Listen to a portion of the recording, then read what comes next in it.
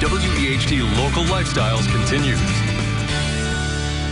Well, as you know, the ShrinersFest was last week, and it was a week full of fun, family fun, including a queen contest. And this year's winner is Caitlin Furby. Hi. Thanks for being on Lifestyles with me today. Thank you for having me today. Well, let's talk about the fest. First of all, it was hot.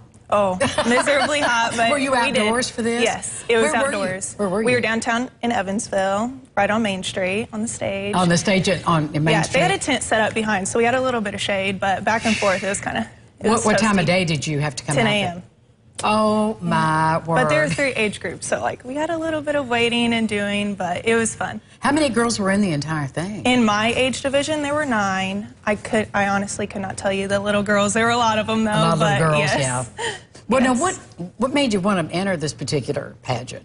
To be honest, my mom signed me up at first. And she's videoing this right now. Mom did it. Jen did it. Right but I got really excited about it, and she let me know about it, and we heard from a bunch of friends. It was posted on Facebook everywhere, but it was a lot of fun. So. Well, what sorts of requirements were made of you that day? What did you have to do in order to win? We had a patriotic wear, so I decked out in our patriotic wear, and we had to walk the stage, and then we switched to the prom wear, the formal wear, so I had a long white dress on.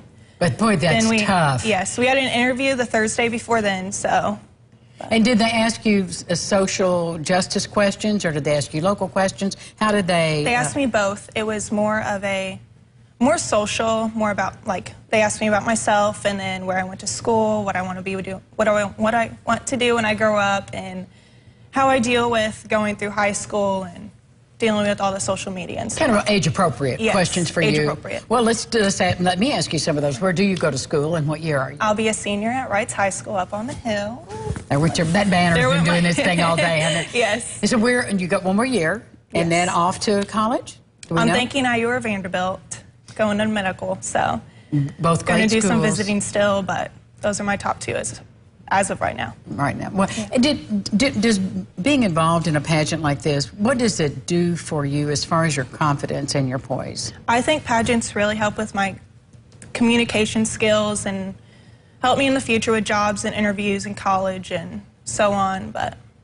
I think it's always good to have to stand on your feet in front of a live audience and have to think for yourself. It does help with confidence, it sure does. Did you know any of the girls in the pageant? Were they all strangers to you until then? They were not all they were strangers. This keeps falling. Yeah, I know, it happens. It's a beauty queen problem. You just have to tape it on there next time. They were strangers at first, but from the interviews we met and talked in right around North Posey, Mount Vernon. One went to day school. I was the only one from Wrights personally, but it was nice meeting them and their families. So would you encourage other girls to participate? Most definitely. Okay. It did help, obviously. It helps with this now, doing interviews. She's already an old pro. Well, Caitlin, thank you so much for coming on this Friday, and congratulations. Thank you. And we'll look forward to more from you through medical school. Thank you. Thanks for being here. Good job, Mom.